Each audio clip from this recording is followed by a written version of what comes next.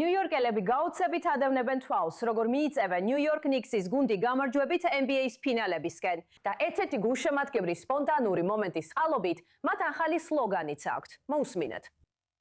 ჩემი მერი მუსლიმია, ჩემი ბეიგლები ებრაულია, ჩემი ნიუ-იორკი კი ქრისტიანულია.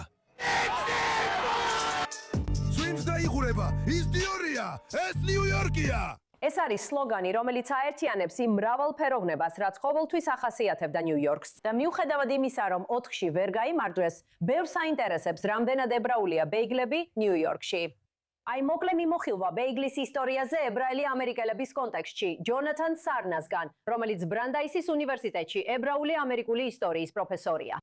ბეიგლები აღმოსავლეთ ევროპაში დაიწყო. და მიზეზი, რის გამოც ისინი მრგვალი იყო, რაც მათ უსს გამოარჩევდა, ის იყო, რომ ხალხი, განსაკუთრებით ებრაელები, ძაბს ავლებდნენ ბეიგლებში და ასე დადიოდნენ ქუჩებში. და რა თქმა უნდა, იმის გამო, რომ ისინი მრგვალი იყო, ეს მარტივი იყო. მათი გადატანა პურზე ბევრად უფრო ადვილია. აღმოსავლეთ ევროპელი ებრაელები ამას ამერიკაში მოიტანენ. საწყისში ბეიგლები თავდაპირველად უფრო პრეცელს გავდა. ისინი პატარა იყო. ისინი უფრო კრეკერებით ასახემსებელი იყო, ვიდრე ნოყიერი საჭმელი.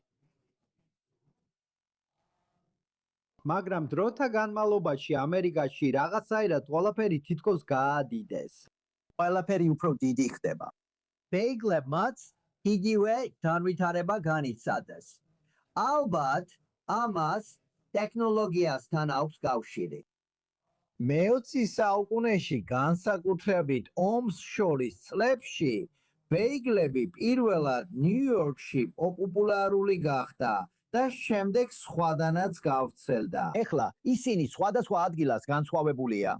მონრეალის ბეიგლები ოდნავ განსხვავებულად მზადდება, ვიდრე ნიუ-იორკის ბეიგლები. ასე რომ, ნიუ-იორკელები ძალიან ამაყობენ თავიანთი ბეიგლებით. იყო ერთი გაერთიანება, ძირითადად ებრაული და ნაწილობრივ კომუნისტური, რომელიც ნიუ-იორკში ამ ბეიგლებს ამზადებდა. და როგორც ბევრი ეთნიკური საჭმელი, ის ხალხის გონებაში ებრაულ თემთან ასოცირდა. და როცა კრემხველი, რომელიც ასევე მე-20 საუკუნის გამოგონებაა ებრაული კომპანიის მიერ, დაემატა მას. და შემდეგ ლოქსი, რომელიც ასევე ებრაელებს უყვარდათ. ასე რომ, თქვენ გქონდათ თელი კერძი, ფეიგენი, ლოქსი და კრემხველი, რომელიც ებრაელების წარმოსახვით ძველ დროში მიდის. 1000 წლეულების განმავლობაში თითქოს სერვირდებოდა სინაის მთაზე, მაგრამ სინამდვილეში ის არც კი იყო ცნობილი აღმოსავლეთ ევროპაში.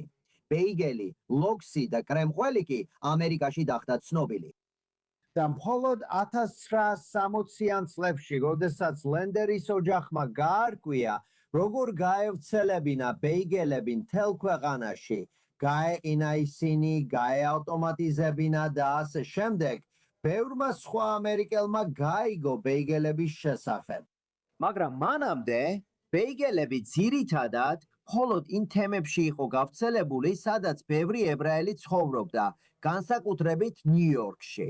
ამიტომ ნამდვილად აზრიანია ესეთი სლოგანის ქონა, რომელიც აკავშირებს ეთნიკურ საკვებს, რითაც ნიუ-იორკის ებრაული საზოგადოება ამაყობს სხვა იმ ელემენტებთან, რომლებიც ნიუ-იორკს სხვა ადგილებისგან გამოარჩევს, მათ შორის ნიქსთანაც.